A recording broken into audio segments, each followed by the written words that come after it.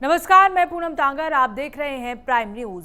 आज बात होगी प्रयागराज के उस मदरसे की जहां नकली नोट छापने से लेकर आरएसएस और हिंदुओं को बदनाम करने तक हर वो काम किया जा रहा है, और इसी को लेकर जिससे इस देश की एकता और अखंडता को चोट पहुंचाई जा सके। लेकिन समय रहते इस मदरसे का पर्दाफाश हो गया, भंडाफोड़ हो गया, और वो सब लोग एक्सपोज हो गए जो इस तरह की साजिश रच रहे थे। भंडाफोड़ के दिन ही आईबी की टीम ने जेल भेजे जाने से पहले मौलवी तफसीरुल और जाहिर समेत 4 आरोपियों से लंबी पूछताछ की थी। बुधवार दोपहर जांच को आगे बढ़ाने के क्रम में ही आईबी की टीम मदरसा जामिया हबीबिया मस्जिद आजम में पहुंची और बिना मान्यता के चालाने की वजह से मदरसे को सील कर दिया। लेकिन सिर्फ इस एक मदरसे का नहीं है सवाल, बल्कि ऐसे कितने और मदरसे होंगे जो इस तरह साजिश रच रहे होंगे। सवाल एक और भी है कि सरकार जब इस तरह के मदरसों पर नकेल कसने की कोशिश करती है तो क्यों विपक्षी पार्टियां इस पर राजनीति करना शुरू कर देती हैं। आज की खास चर्चा इसी पर की जाएगी कि क्या इस तरह की कार्रवाई का विरोध विपक्ष क्यों कर रहा है, इस तरह के मदरसों को बढ़ावा कहां से मिल रहा है। कई ऐसे सवाल हैं, तमाम ऐसे सवाल हैं, मदरसों को इस तरह का बढ़ावा कहां से दिया जा रहा है और कब से इस तरह के मदरसे चलाए जा रहे हैं जब बच्चों का ब्रेन वॉश किया जा रहा है। बच्चे देश का भविष्य होते हैं और मदरसे की आड़ में उन्हें एक आतंकवादी बनाया जा रहा है। यहाँ मदरसा या साजिश का अड्डा इसे कहें। बता दें कि यहाँ लगातार अगर आईबी छापा नहीं मारती, नकली नोट की सूचना यहाँ मिली थी, नकली नोट छापने की सूचना मिली थी, आईबी यहाँ पहुंची और तमाम ऐसे खुलासे हुए, तमाम ऐसी आपत्तिजनक सामग्री यहाँ से बरामद की गई। और सिर्फ आपत्तिजनक सामग्री ही नहीं बल्कि तमाम ऐसी वस्तुएं यहाँ से मिली हैं। तो वहीं अब पुलिस ने कस्टडी मांगी है और कस्टडी में पूछताछ की जाएगी आरोपी के कस्टडी के लिए याचिका दायर की गई है। लेकिन अब पूरी जांच के बाद, आरोपियों को गिरफ्तार करने के बाद हालांकि मदरसे को सील कर दिया गया है, आगे कार्रवाई जारी है। और साथ ही साथ अब तमाम सवाल खड़े हो जाते हैं क्योंकि इस तरह के मदरसों को बढ़ावा कहाँ से मिल रहा है, और अगर बढ़ावा मिल रहा है तो उस पर राजनीति क्यों हो रही है। मदरसों में इस तरह का पाठ क्यों पढ़ाया जा रहा है बच्चों को, ये भी एक बड़ा सवाल है। कौन आरएसएस और हिंदुओं को बदनाम करने की साजिश रच रहा है, ये भी एक बड़ा सवाल है। इस तरह की कार्रवाई का विरोध विपक्ष क्यों कर रहा है आखिरकार, ये एक बड़ा और अहम सवाल है। इस तरह के मदरसों को बढ़ावा कहाँ से मिल रहा है, क्योंकि जिस तरह से मदरसे में जब टीम पहुंची तो लगातार ऐसी तस्वीरें सामने आई। मोबाइल फ़ोन्स बरामद किए गए, मोबाइल फ़ोन्स में महाकुंभ की तस्वीरें, उनसे रिलेटेड वीडियोस भी मिले और लगातार ये कयास लगाए जा रहे थे कि एक बड़ी साजिश जो है महाकुंभ में अंजाम देने के लिए रची जा रही थी। 2025 में महाकुंभ का बड़े स्तर पर आयोजन किया जाएगा और ऐसे में एक बड़ी साजिश महाकुंभ को लेकर भी रची जा रही थी और इस पूरी घटना को लेकर अब छानबीन जारी है। हालांकि मदरसे को सील कर दिया गया है, लेकिन तमाम सवाल जो है वो यहाँ खड़े हो जाते हैं कि आखिर जो छोटे छोटे बच्चे शिक्षा के लिए पहुँचते हैं मदरसे और उनको इस तरह का पाठ पढ़ाया जाता है, उनको आतंकी एक तरह से बनाया जा रहा था, ब्रेन वॉश किया जा रहा था। हालांकि बताया जा रहा है कि ये जो मदरसा था, जो आरोपी है उसके पिता भी इस मदरसे में शिक्षक रह चुके हैं, वो भी मौलवी रह चुके हैं, वो भी पढ़ाते थे यहाँ बच्चों को। लेकिन 7 साल पहले इस मदरसे की तस्वीर कुछ और थी और अब 7 साल बाद इस मदरसे की तस्वीर कुछ और है। हालांकि कई आरोपियों को पुलिस ने गिरफ्तार कर लिया, याचिका भी दायर की गई है कि उनकी कस्टडी ली जाए, पुलिस कस्टडी में उनसे पूछताछ की जाएगी और तमाम खुलासे जो हैं वो निकल कर सामने आएंगे। और ये सब जो हुआ है वो प्रयागराज के एक मदरसे में हुआ है जहां आईबी की टीम पहुंची और धीरे धीरे खुलासे हुए। बता दें कि जो आरोपी है उसका परिवार भी उसी मदरसे में रहता है, उसका परिवार उसी मदरसे में पहली मंजिल पर रहता है, उसके बीवी बच्चे भी उस पहली मंजिल पर रहते हैं। तो वहीं नकली नोट छापने का काम भी किया जा रहा था। लगातार अब जांच की जा रही है कि जो बच्चे यहाँ पढ़ते थे क्या उनके परिवारों को इस बारे में जानकारी थी, क्या उनके परिवार जानते थे कि हमारे बच्चों को किस तरह की तालीम दी जा रही है मदरसे में, किस तरह की शिक्षा दी जा रही है। तो इस तरह की कार्रवाई का विरोध विपक्ष क्यों कर रहा है, ऐसे तमाम सवाल हैं प्राइम न्यूज़ की ओर से। इस तरह के मदरसों को बढ़ावा कहाँ से मिल रहा है और मदरसों में इस तरह का पाठ आखिरकार बच्चों को पढ़ाया क्यों जा रहा है। और सिर्फ इतना ही नहीं, आरएसएस को आतंकी संगठन बताना ही नहीं, यहाँ ही इनके मंसूबे जो है नहीं रुके, बल्कि जो 21वीं और 20वीं सदी में जो धमाके हुए थे, जो हमले हुए थे आतंकी, उनको भी आरएसएस से जोड़ा गया, उनको भी ब्राह्मणवादी हमले बताया गया, उनको भी बच्चों को बताया गया कि हमले जो हैं ब्राह्मणों की ओर से किए गए थे, हिंदुओं की ओर से किए गए थे। तो इस तरह का पाठ पढ़ाया जा रहा था मदरसों में बच्चों को। यहाँ भविष्य के बारे में नहीं, बल्कि भविष्य के लिए आने वाले समय में आगे की जो रणनीति थी उन्हें आतंकी बनाने की थी। क्योंकि इस तरह बच्चों को सिखाना और पढ़ाना इस तरह के मदरसों में, और मदरसों में इस तरह के पाठ आखिर बच्चों को क्यों पढ़ाए जा रहे थे, एक बड़ा सवाल खड़ा हो जाता है। कौन आरएसएस और हिंदुओं को बदनाम करने की साजिश रचा था? आखिरकार आरएसएस को और हिंदुओं को ही क्यों निशाना बनाया जा रहा था इन मदरसों में? तो वही आज इसी पर हम चर्चा करेंगे। इस तरह के मदरसों को आखिरकार बढ़ावा कहाँ से मिल रहा है और कौन इसको बढ़ावा दे रहा था, कितने लोग इस नेटवर्क के पीछे छुपे हुए हैं?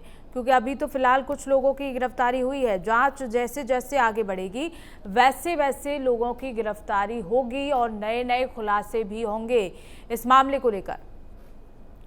तो लगातार ये जो मुद्दा है प्रयागराज का है, जहां प्रयागराज में एक मदरसे में इस तरह की तस्वीर निकलकर सामने आती है, जहां अचानक आईबी पहुंचती है छापे के लिए और नकली नोट बनाने की खबर मिली थी। लेकिन उसके साथ साथ तमाम ऐसे बड़े खुलासे हुए जांच के बाद जो सबको चौंका देने वाले हैं।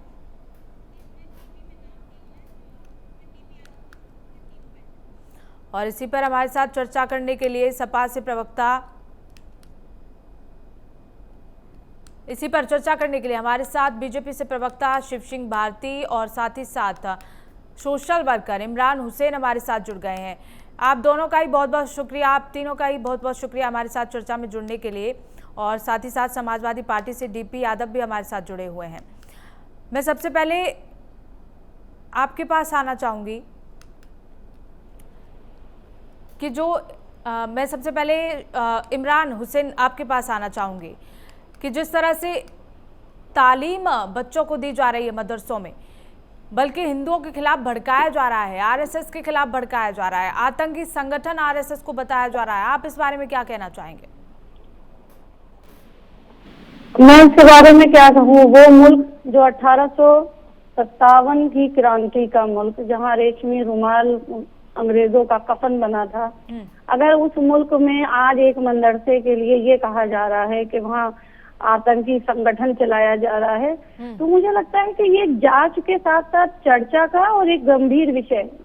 एक ऐसे समय में जबकि उत्तर प्रदेश में पिछले 7 साल से शायद बाबा जी का राज है। बाबा जी कहते हैं कि हम सभी का साथ, सभी का विकास कर रहे हैं। एक ऐसे समय में एक ऐसा मदरसा जो 8 साल पहले खुद को सरकार को समर्पित कर चुका है और सरकार पिछले 7 साल से उस मदरसे की जो एड उसे दी जाती थी उसको बंद कर चुका है, और फिर उस मदरसे में इस तरीके की बात आती है, ये वाकई चर्चा का विषय है और बहुत गंभीर विषय है। बिल्कुल जाहिर सी बात है। डीपी यादव, मैं आपके पास आना चाहूँगी कि जिस तरह से कहा जा रहा है कि जांच का विषय है, जांच आगे बढ़ेगी और आगे खुलासे होंगे, लेकिन जिस तरह की तस्वीरें वहां से निकलकर सामने आई हैं, जिस तरह की सामग्री वहां से बरामद हुई है, वो तो पूरी तरह से कह रही है कि वहां गलत शिक्षा दी जा रही थी बच्चों को।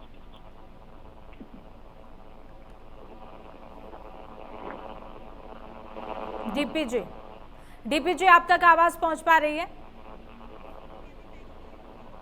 चलिए ठीक है, मैं आपके पास आना चाहूंगी शिव सिंह कि लगातार इस तरह से एक आरएसएस संघ को एक आतंकी संगठन बताना, और इतना ही नहीं, जो 21वीं सदी और 20वीं सदी में हमले हुए उनके लिए कहा जा रहा है बच्चों को कि हाँ ये हिंदू ब्राह्मणवादियों ने कराए, हिंदुओं ने कराए। तो इस तरह की तालीम कहाँ तक सही है? देखिए, निश्चित रूप से सही नहीं है। और सब समाज में इस तरह की चर्चा, जहाँ सारे लोग एक साथ रहते हैं, किसी भी धर्म, किसी भी समुदाय, भारत तो इतना पवित्र देश है कि यहाँ हर धर्म और हर संप्रदाय जिनको पूरे विश्व में कहीं स्थान नहीं मिला, यह भारत में शरण लेके रह रहे हैं और भारत भी उनको स्वीकार करता है। और ऐसे में अगर कोई भी मदरसा, शिक्षा का केंद्र, वो देखिए, वो एक वर्ग समाज, एक धर्म के बच्चों को तालीम देता है और तालीम में सिखाता क्या है? तालीम में उनको काफिर होना सिखाता है। तालीम में उनको सिखाता है कि आप अगर इस्लाम को मानने वाला अगर कोई नहीं है तो दूसरा जो काफिर है। तो अगर इस तरह की सत्ता समाज में अगर कोई फैला रहा है तो निश्चित रूप से ये बहुत चिंताजनक है। और मदरसों को लेकर आज ये गंभीर विषय नहीं उठा है। मदरसे हमेशा से जांच के केंद्र में रहे हैं। और निश्चित रूप से मानिए कि ऐसा कौन सा मदरसा जहाँ नकली नोट बनाए जाने का काम होता है, ऐसा कौन सा मदरसा है जहाँ जिनके दस्तावेज अभी जो मिले हैं बड़ा संदिग्ध है, और वो सारे दस्तावेज जो है वो अभी जब वो क्लियर होंगे तो पता नहीं उनमें से क्या निकलने वाला है। तो मैं तो निश्चित रूप से कहूंगा कि वहाँ पर नकली नोटों का कारोबार हो रहा है, वहाँ नकली नोटों के कारोबार से वहाँ पर युवाओं को पोषित किया जाता है, युवाओं को पोषित करके उनको लव-जिहाद जैसे और जो RSS जैसे समाज सेवी संगठन के विषय में और उसको बता रहे हैं कि वो एक आतंकी संगठन जैसा है। तो मुझे लगता है कि इस तरह का कुचक्र अगर रचा जा रहा है तो निश्चित रूप से मानिए कि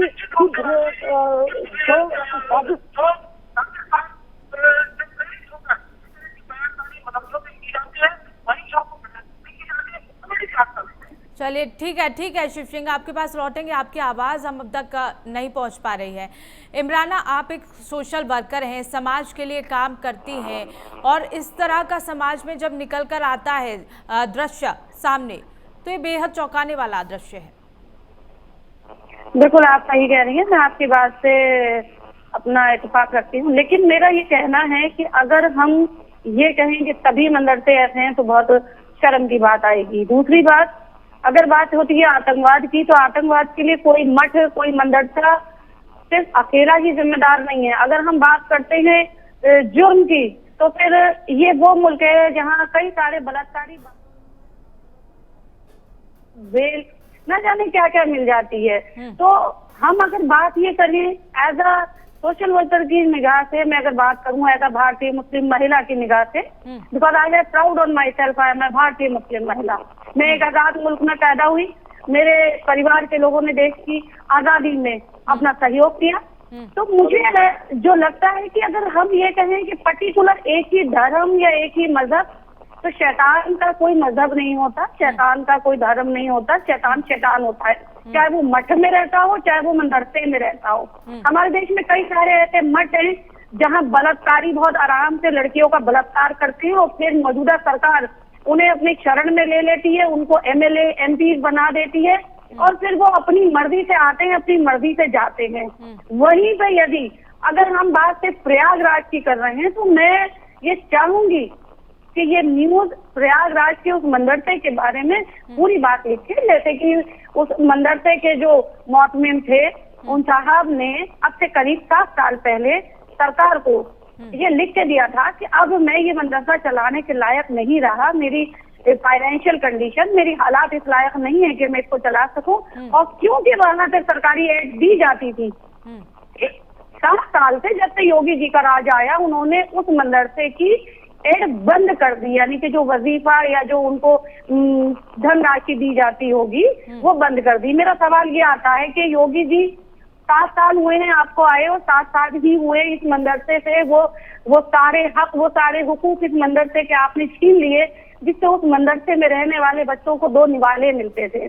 मैं कभी भी कतई इस चीज के साथ नहीं हूं कि अगर किसी का मुंह से निवाला छीन लिया तो वो जुर्म के रास्ते पे चले जाए। मैं फिर कहूंगी कि ये जांच का विषय है। जैसे कि मैंने न्यूज देखी और न्यूज में मैंने पढ़ा 1,30,000 रुपया कैश बरामद हुआ और लगभग करीब 4 लाख रुपए के बराबर रकम का उनके पास कागज मिला। तो मेरे हिसाब से इतनी छोटी सी रकम वो लोग छाप रहे थे और 100 के नोट छाप रहे थे। इतने चिंदी चोर थे, इतने बेबस थे। तो मैं सीधा कहती हूँ, अगर आज वहां पे आपको नोट छापने की मशीन मिली तो उसके जिम्मेदार योगी सरकार है। आपने 7 साल से उन बच्चों के मुंह से निवाला क्यों छीना?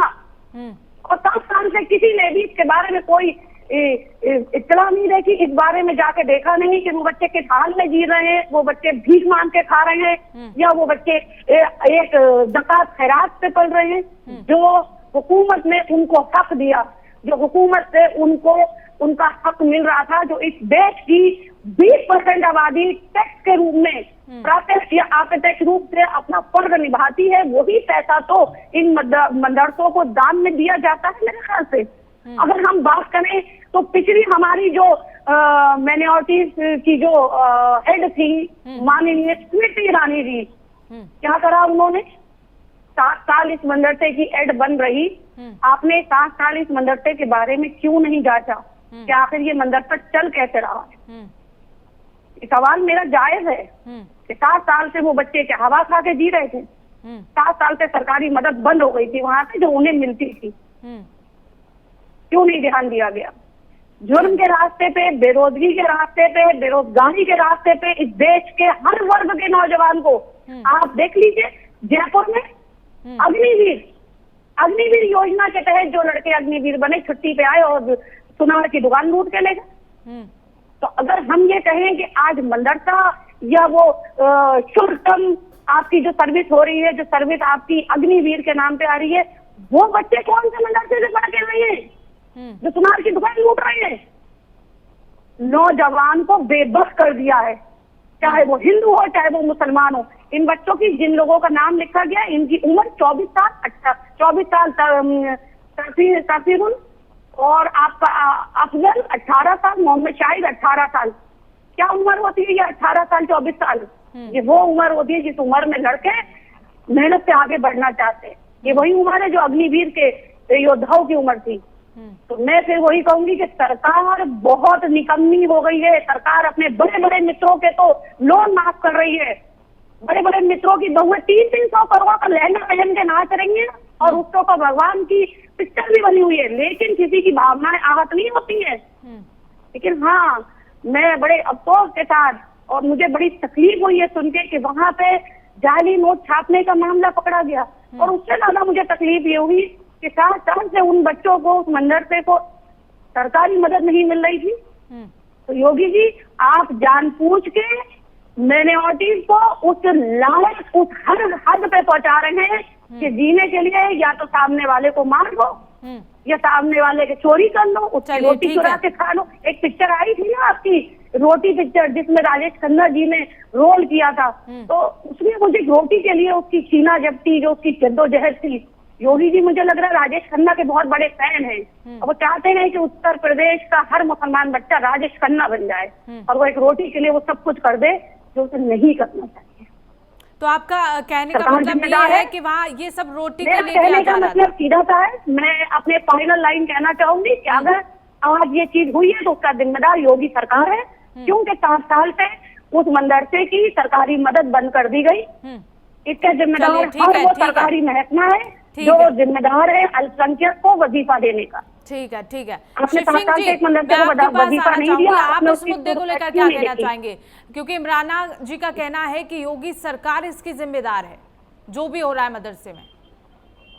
देखिए, जिस तरह से रोटी की बात कर रही हैं और तमाम तरह की बात कर रहे हैं, ये शायद ये भूल जाती है कि योगी जी की सरकार में जो उत्तर प्रदेश में मोदी जी की सरकार केंद्र में, आप देखिए किसी भी क्षेत्र में मुस्लिम को बिना भेदभाव के जितनी भी जगह वो पात्रता में है, उसको पात्रता के हिसाब से उसको लाभ मिलता है और मुस्लिम पर्सन को उसकी हिस्सेदारी में अपना हिस्सा ले जाते हैं। और अगर ये किसी भी तरह से कह रही है कि उस मदरसे को अगर बंद कर दिया गया था, तो अगर मदरसे को बंद कर दिया तो मदरसा संचालित था, और अगर मदरसा संचालित होगा तो वह नकली नोट बनाए जाएंगे और नकली नोट बनाए जाएंगे। तो इमराना जी एक बात बता दीजिए, ऐसा कौन सा आप देखिए, ऐसा कौन सा धार्मिक पाठ्यक्रम है जिसमें यह बताया जाता हो कि राष्ट्रीय स्वयंसेवक संघ जो है वो राष्ट्रीय स्वयंसेवक संघ आतंकी संगठन है? आप इस तरह से डिफाइन करेंगे उसको कि रोटी हाथों से छीन लिया तो लोग आतंकवाद की राह पर चल निकलेंगे। आप युवाओं को, किसी को भी अपराध के लिए प्रेरित करने का काम कर रहे हैं। आप योगी जी को जिम्मेदार ठहरा रहे हैं।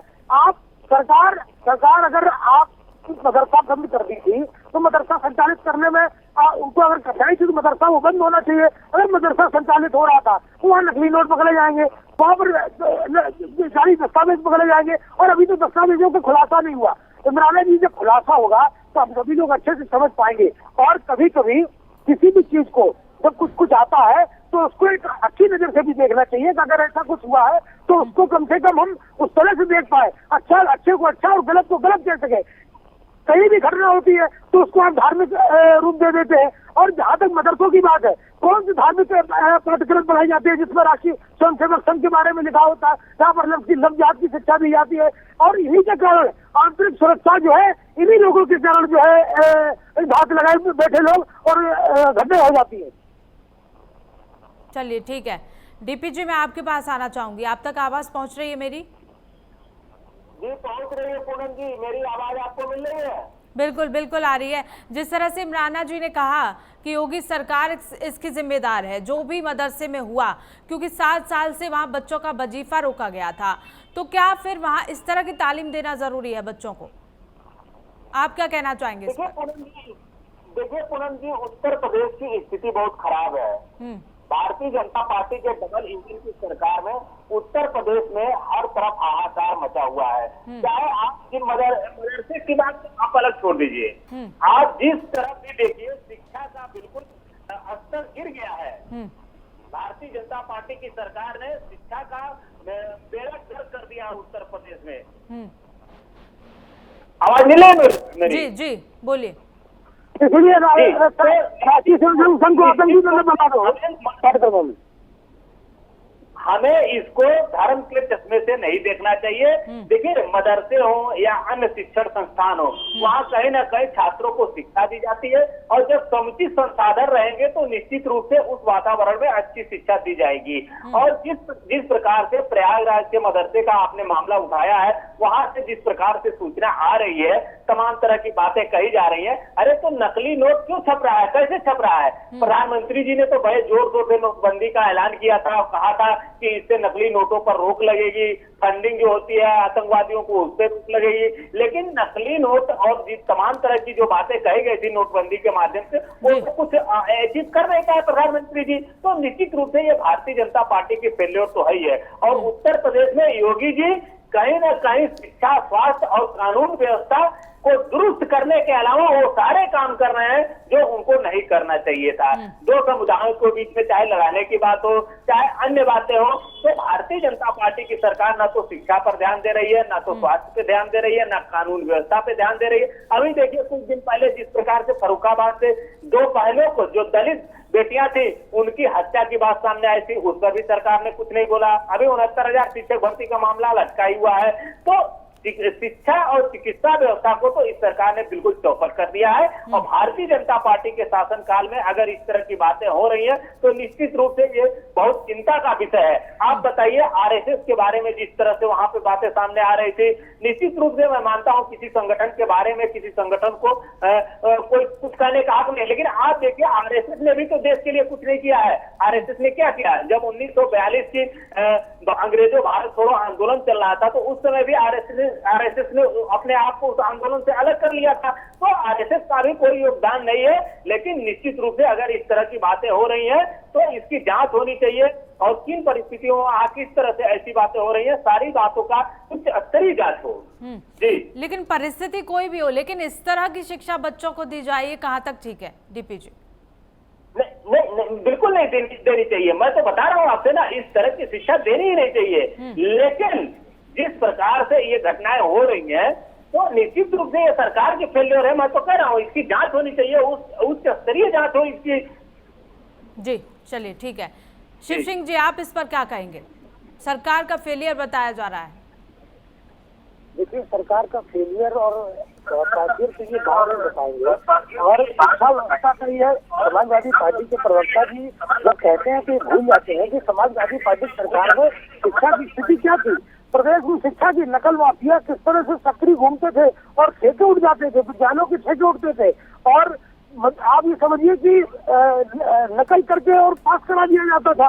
और जहाँ तक सुरक्षा की बात है तो सुरक्षा को लेकर तो उत्तर प्रदेश का बच्चा जानता है कि लॉ एंड ऑर्डर की स्थिति ये है कि आज अपराधी आपको सड़कों पर घूमते नहीं मिलेंगे, अपराधी या तो जेलों में है या प्रदेश छोड़कर राज्य है। तो आज देखिए भारतीय जनता पार्टी की सरकार में अपराधियों के हौसले बुलंद है, चारों तरफ हाहाकार मचा हुआ है, बेटियों की इज्जत सुरक्षित नहीं है, हत्या कर दी जाती है बेटियों की। और आप कह रहे हैं कि भारतीय जनता पार्टी के सरकार को रखने के लिए सुरक्षा की बात हो, जनता पार्टी के शासन कुछ भी ऐसा नहीं है। सुरक्षा की बात हो वहाँ पर कम से कम समझदारी की बात किया करिए। जहाँ पर ये लगे कि नहीं इस पर देश की आंतरिक सुरक्षा को खतरा हो सकता है, वहाँ कम से कम समझदारी की बात किया करिए। तो रही बात सही गलत की तो मदरसे में शिव सिंह जी, इमराना जी, डीपी जी, आपका बहुत बहुत धन्यवाद हमारे साथ इस चर्चा पर जुड़ने के लिए, क्योंकि गंभीर विषय है। हालात जो भी हों, लेकिन इस तरह की शिक्षा बच्चों को दिए जाना ये बेहद ही गंभीर विषय है। इसकी जांच होनी चाहिए, जांच की भी जा रही है और साथ ही साथ इस मदरसे को सील भी कर दिया गया है, जहां से जिस तरह की आपत्तिजनक वस्तुएं, सामग्री मिली है, और लगातार अब जांच आगे बढ़ रही है। जैसे जैसे जांच आगे बढ़ेगी वैसे वैसे तथ्य सामने आएंगे और अब देखना होगा कि किन हालातों में, किस मजबूरी में इस तरह का काम यहाँ किया जा रहा था। क्या वाकई बच्चों को एक गलत रास्ते पर ले जाने का काम यहाँ हो रहा था? फिलहाल चर्चा में बस इतना ही। बहुत बहुत शुक्रिया आप सभी का हमारे साथ जुड़ने के लिए, धन्यवाद। खबरों में बस इतना ही, देखते रहिए प्राइम न्यूज़।